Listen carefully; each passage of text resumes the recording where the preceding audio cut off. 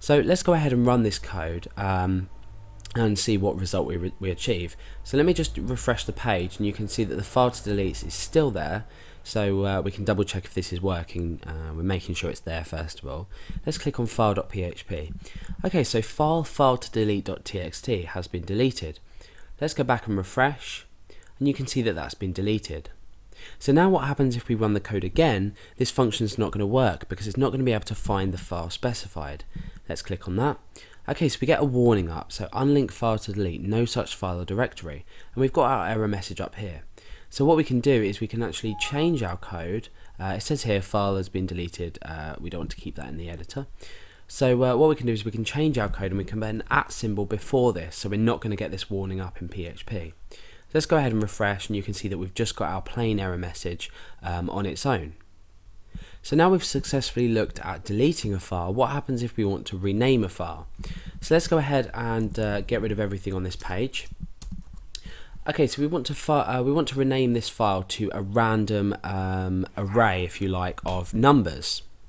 So we're going to be using the rand function to generate a large random number, and then we're going to rename this file here to that random number and then .txt.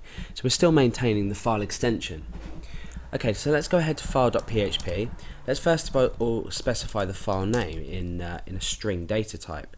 So this is file2rename.txt. Now let's go ahead and create a random number. Now if you haven't already looked at creating random numbers in PHP, we use the rand function. So let's go ahead and say rand is equal to rand, and this is going to take two parameters. It's going to take a lower and an upper limit. So we can say set our lower limit to 10,000, and we could set our upper limit to 99,999. So this is going to generate a 5-digit number between these two numbers. So this is the lower and this is the upper here. So the function name that we use is simply rename. So remember before I said delete isn't as obvious when we use the unlink function, but with renaming we just use the rename function. Okay, so let's go ahead and do that. So let's say rename. Now this is going to take two parameters, obviously, because what we need to do is specify the file name to rename and also what we want to call it after that.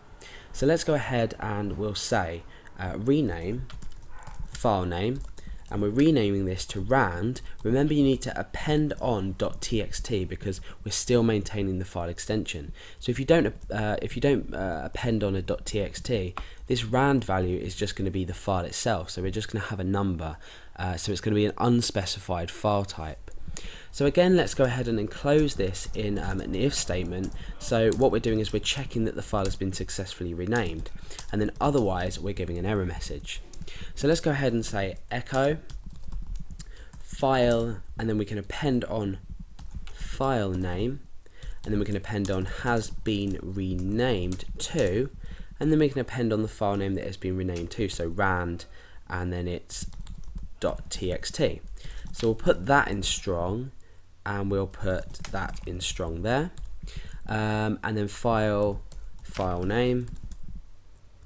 So it's just basically basic concatenation of string data with the inclusion of variables. So otherwise, let's go ahead and say error renaming. Okay, so this is going to happen, this error is going to be produced when we've already renamed the file name to the random.txt.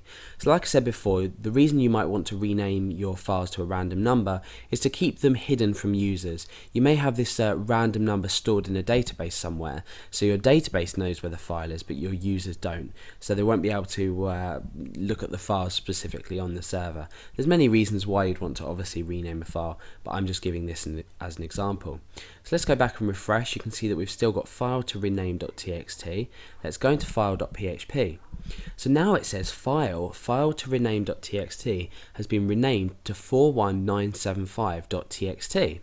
Okay, so we've successfully renamed it to a random number. Now let's go back again and let's refresh, and you can see that that in fact has changed to 41975.txt.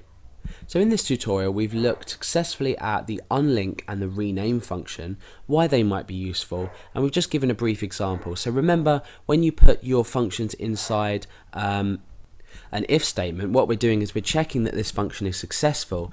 Therefore we're only giving a confirmation message when we've successfully, let's say, renamed or deleted a file.